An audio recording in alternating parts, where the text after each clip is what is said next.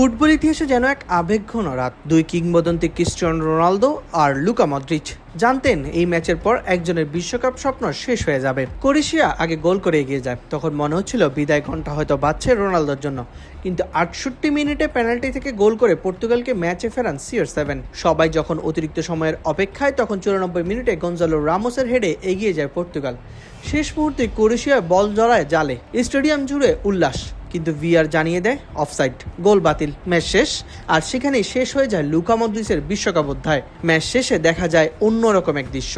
Ronaldo এগিয়ে গিয়ে জড়িয়ে ধরেন সাবেক রিয়াল মাদ্রিদের সতীর্থকে, মাথায় হাত বুলিয়ে দেন, সান্ত্বনা দেন। ম্যাচ শেষে রোনালদো জানান, লুকা ফুটবল ইতিহাসের একজন কিংবদন্তি, সবকিছুর জন্য অভিনন্দন, তোমার আগামী দিনের জন্য অনেক অনেক শুভকামনা। কেউ জিতেছে ম্যাচ, কেউ হেরেছে, কিন্তু ফুটবল জিতেছে আরও একটি স্মরণীয় মুহূর্ত।